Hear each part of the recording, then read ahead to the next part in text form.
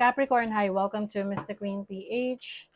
At ito ang inyong weekly reading for July 1 to 7, 2024. So if you are interested in private readings, meron tayong link sa description at sa pinned comment kung paano mag-book for a private reading. So let's see, Capricorn. Anong ganap sa inyo ngayong week na to? Overall energy for Capricorn. You have the Daughter of Cups. Okay, inspiration. You are inspired ngayong week na to. Someone is in love. Your possible challenge to Empress. Maaring ngayong week na to, ang challenge mo is kung paano ka mas magiging creative, no? Or productive.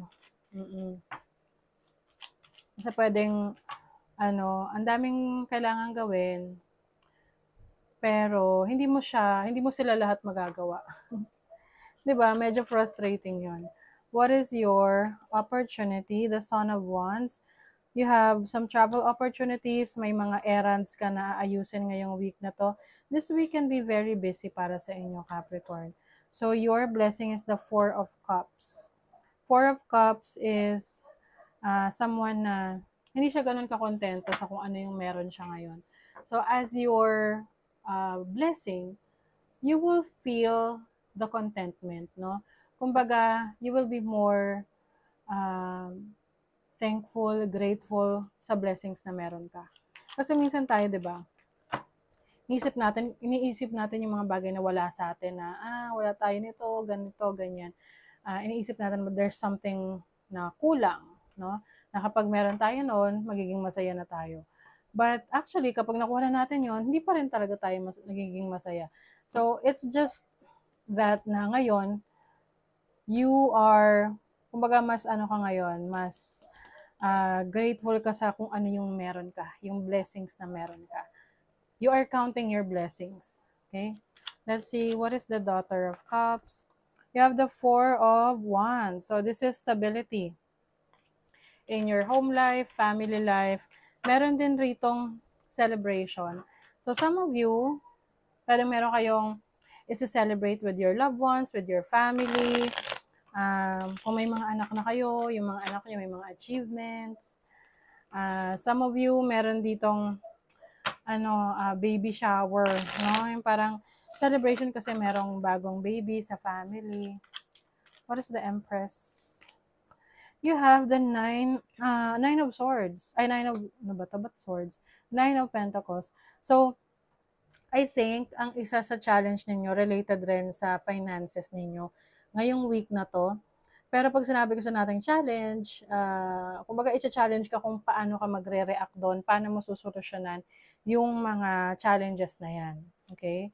Nine of Pentacles is also financial abundance, prosperity. So, I think, meron kang opportunity na maging prosperous this week. Kaya lang, it may take some actions, no? Kailangan, may kapalit na hard work. Okay? So, ito yung, makukuha mo yung reward, pero kailangan magtrabaho ka muna. Ganon. So, you have the High Priestess as your opportunity. I think in making decisions this week, mas clear sa'yo kung ano yung best for you. Malakas yung instinct mo, yung intuition mo, kung ano yung makakabuti in terms of your career, even sa relationships, especially when you are traveling, no? Parang you are guided, you are divinely guided. So, your blessing is the Hanged Man. So, maaring may mga bagay na hindi matutuloy, pero it is a blessing for you, kaya hindi siya natuloy. Okay? So, take that as a blessing in disguise. You are being redirected to a new path, sa bagong landas. And laging iisipin na kapag may mga bagay na hindi natutuloy or na pending or kailangan mong maghintay, ibig sabihin nun, pinoprotektahan ka lang. Okay? It's your protection. So, let's see sa money, career, finances. I think also, itong the Hanged Man is about your perspective in life, no? So as a blessing, mas may nagbabago positively sa perspective mo sa buhay na kumbaga para sa'yo, yung mga bagay na dati akala mo simple lang, yun pala yung mas nakakapagpasaya sa'yo. Tapos yun yung mas lalo mong ina-nurture, aalagaan. You have, nako, merong mga may mga tao na may be working against you dahil ayaw nila na maging successful ka. Just protect your energies, na protect yourself, iwasan mo rin yung parang mabilis na magtitiwala ka sa isang katrabaho or someone mag-offer sa'yo ng opportunity pero yung pala scam, okay? Yeah, don't worry because your angels and spirit guides have your back. Ikaw ay pinoprotektahan. Stay low-key as you get the job done. So, yun na nga. Pagdating sa yung mga tinatrabaho, sa goals mo, sa career mo, sa business mo, just work in silence, no? Dahil the more kasi na you're showing it off, the more na nag-a-attract ng mga envy na tao, no? Jealousy, and may attract some evil eyes. You have the world. Wow. So, merong achievement. Six of Wands. Look at that. And then the Two of Swords. Yeah, so some of you, no, I think you're going to be blessed in your career and your finances this week. Dahil meron kang opportunity na darating.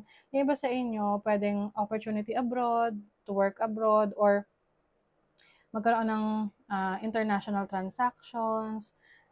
Pwedeng, alam mo na yung merong mga client abroad, ganyan, tas nasa Pilipinas ka. So, magandang opportunity. And I think you're going to be successful in this field. Some of you, kailangan lang talaga ng mag-decide kung willing ka to do the work. Kasi this will require you hard work. Okay? It's not gonna be easy, pero fulfilling siya, no? Worth it siya.